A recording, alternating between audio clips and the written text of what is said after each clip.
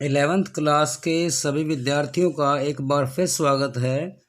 आज हम पाठ 10 मूल निवासियों का विस्थापन इस पाठ के पार्ट 2 यानी कि भाग 2 को लेकर के उपस्थित हैं।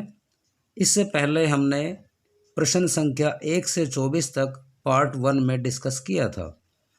अब क्वेश्चन नंबर 25 से आगे के हम इस वीडियो में डिस्कस करेंगे। तो आशा है आपने पार्ट 1 को अच्छे से देखा होगा, समझा होगा, और यदि कोई प्रश्न होगा आपका तो वो आपने अवश्य ही कमेंट बॉक्स में डाला होगा। तो अब शुरू करते हैं इसका पार्ट 2 क्वेश्चन नंबर 25 कि किसकी मांग पर कनाडा को स्वायत्त राज्यों का महासंघ बनाया गया था, यानी कि किसने मांग की थी। उत्तर है फ्रांसीसी आबादकारों की मांग पर, यानी कि फ्रांस से जो लोग आए थे उनकी मांग पर महासंघ बनाया स्वायत्त राज्यों का। कहाँ? कनाडा के अंदर।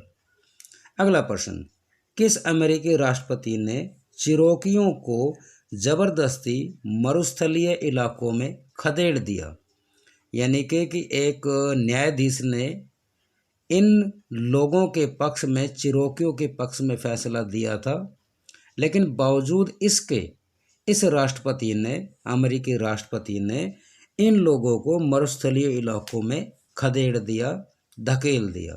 तो राष्ट्रपति का नाम था एंड्रयू जैक्सन। ये काफ़ी इम्पोर्टेंट प्रश्न है, ये आप अवश्य याद करें। अगला प्रश्न, आंसुओं की राह किसे कहा गया। तो आंसुओं की राह जो है वो इसी प्रश्न से कनेक्टेड है। और एक और बात आपने देखी होगी पार्ट 1 के अंदर कि सभी प्रश्न एक दूसरे से कनेक्टेड हैं ये।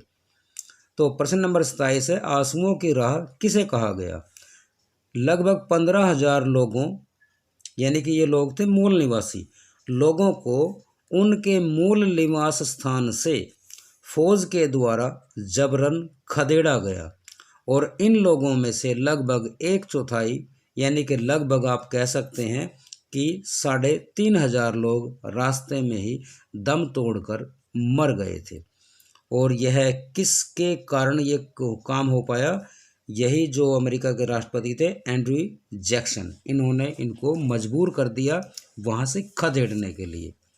अगला प्रश्न, प्रश्न नंबर 28 है कि अमेरिका में मूल निवासियों के शोषण को देखते हुए एक फ्रांसीसी आगंतुक ने क्या कहा था कि शोषण की इनकी इंतहा थी।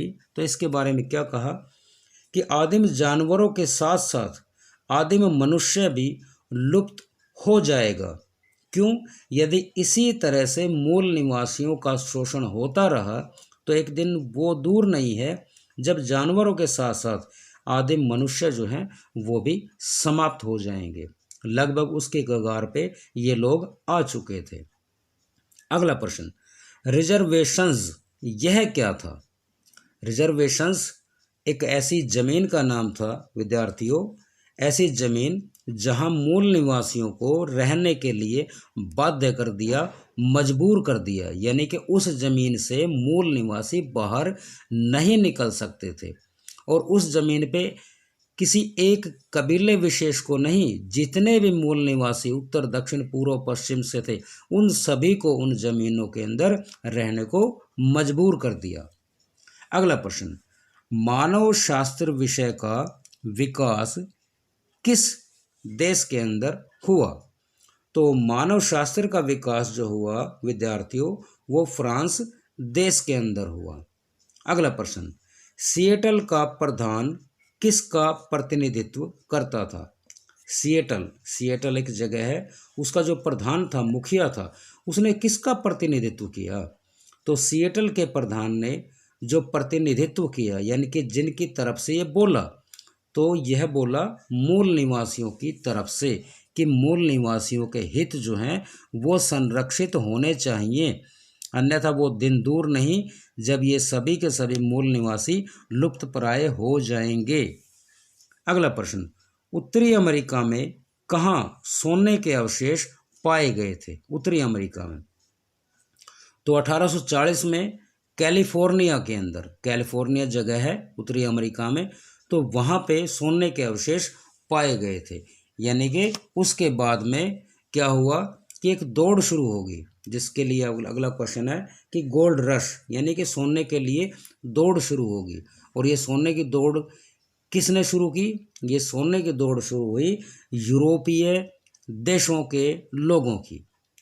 तो 1840 में अमेरिका के कैलिफोर्निया शहर में सोने के कुछ चिन्ह मिले थे, कुछ अवशेष मिले थे कि यहाँ सोना हो सकता है।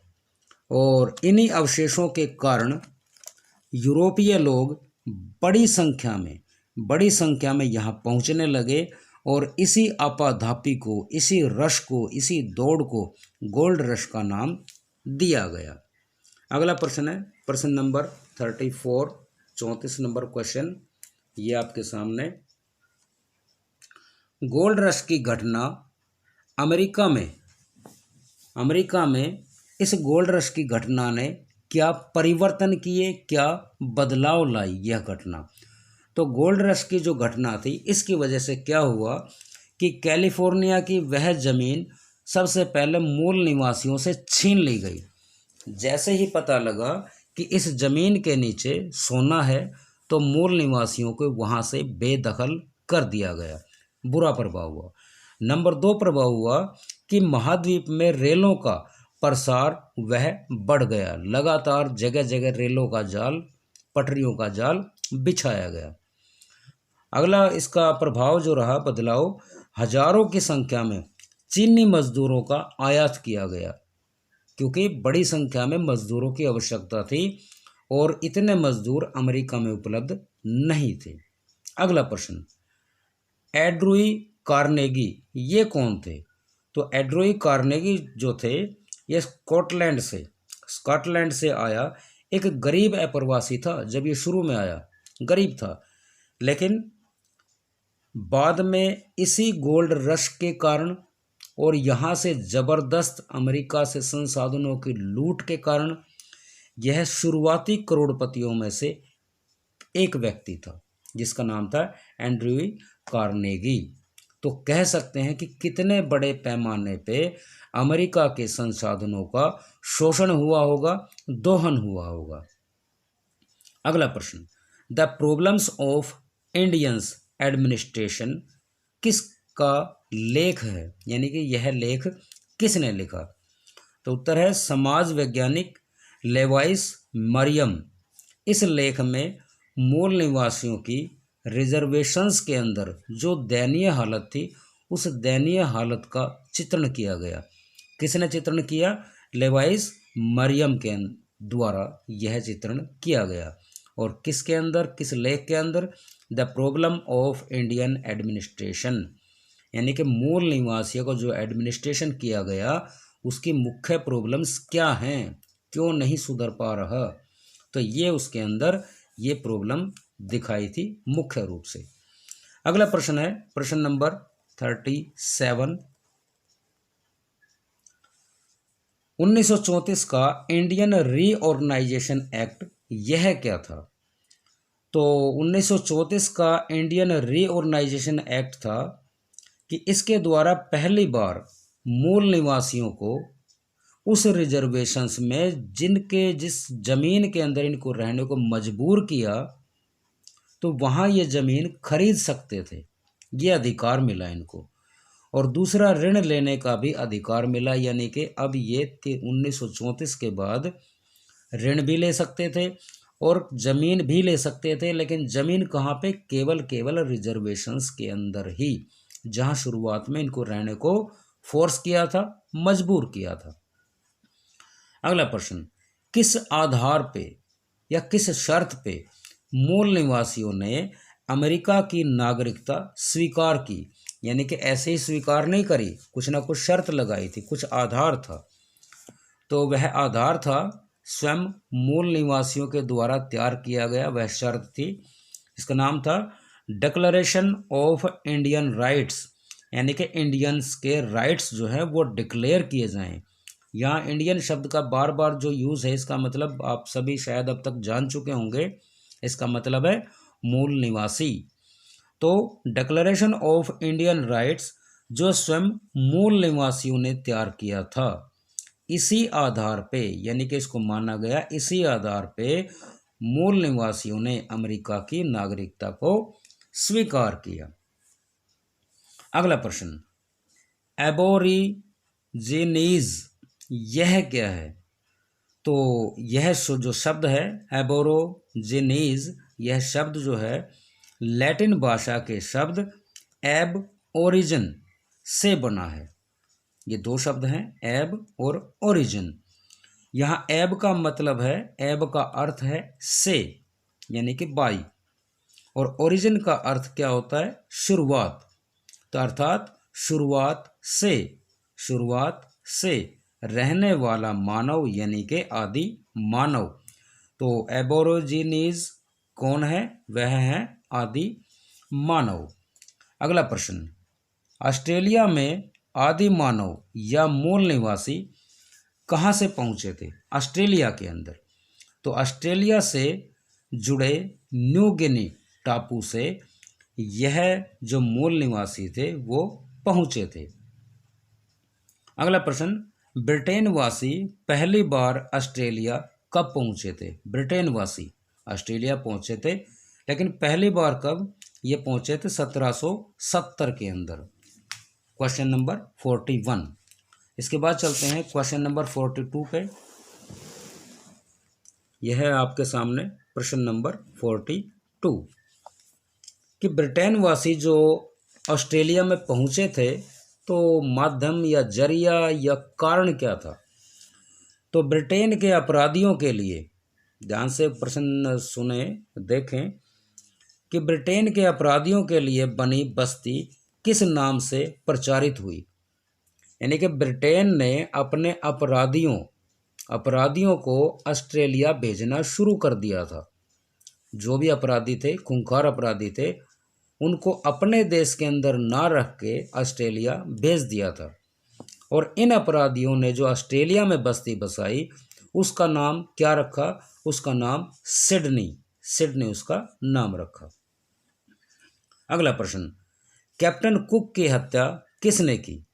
तो कैप्टन कुक की हत्या हवाई द्वीप के एक मूल निवासी ने की थी। हवाई द्वीप के एक मूल निवासी ने, यानी कि ऑस्ट्रेलिया के किसी मूल निवासी ने नहीं की थी।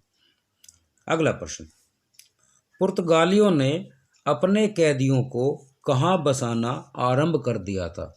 तो ये आप देखते होंगे, यानी कि दूसरा उदाहरण है।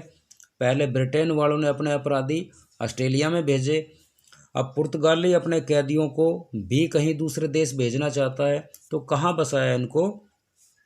ब्राज़ील के अंदर। कहाँ? ब्राज़ील के अंदर। लेकिन कुछ समय के बाद में जब ब्राज़ील के लोगों के द्वारा इन कैदियों का ज़बरदस्त विरोध हुआ, इनका आमना सामना हुआ, तो उसके बाद पुर्तगालियों ने इन कैदियों को ब्राज़ील में भेजना बंद कर दिया था। अगला प्रश्न, कैनबरा से पहले ऑस्ट्रेलिया के लिए राजधानी स्थल क्या सुझाया गया? यानी कि जैसे अब ऑस्ट्रेलिया की राजधानी जो है वह कैनबरा है, तो उससे पहले कौन सा स्थान सुझाया गया था? तो उस स्थान का नाम था वूलवेट गोल्ड जगह को पहले सुझाया गया था ऑस्ट्रेलिया की राजधानी के रूप में। अगला प्रश्न, कैनबरा और कैम्बरा दोनों अलग अलग शब्द हैं, ये ध्यान से देखेंगे। तो प्रश्न है, कैम्बरा एक स्थानीय शब्द है का क्या अर्थ है? यानी कि कैम्बरा का क्या अर्थ है? तो पहला तो यह है कि कैम्बरा एक स्थानीय शब्द है। फिर प्रश्न है कि इसका मीनिंग क्या है? तो कैम्बरा का जो अर्थ है वह है सभा स्थल, और कैम्बरा शब्द से ही कैनबरा शब्द निकला है। अगला प्रश्न, द ग्रेट ऑस्ट्रेलियन साइलेंस, महान ऑस्ट्रेलियाई चुप्पी, यह क्या था? तो 1968 में एक मानव शास्त्री, यानी कि जो मानव का अध्ययन करते हैं उनको मानव शास्त्री बोलते हैं, मानव के व्यवहार का जो अध्ययन करते हैं। तो 1968 में एक मानव शास्त्री W.E.H. स्टैनर द्वारा दिया गया आख्यान, यानी कि भाषण उसका शीर्षक था द ग्रेट ऑस्ट्रेलियन साइलेंस, एक महान ऑस्ट्रेलियाई चुप्पी। अगला प्रश्न है, why were we not told, हमें क्यों नहीं बताया गया, यह पुस्तक किसकी है? तो यह पुस्तक है हेनरी रेनॉल्ड्स की। और यह किसके बारे में है? ऑस्ट्रेलिया के मूल निवासियों के बारे में यह पुस्तक लिखी गई है।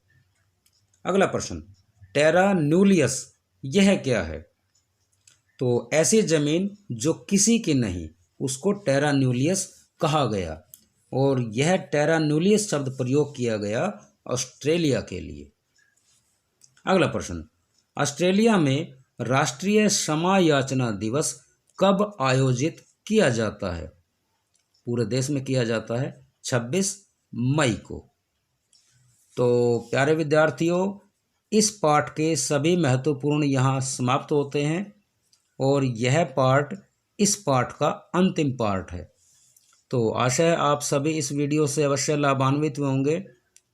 आप इस वीडियो को अपने सहपाठियों के साथ भी शेयर कर सकते हैं, और सब्सक्राइब आप इसे अवश्य कर लें। धन्यवाद।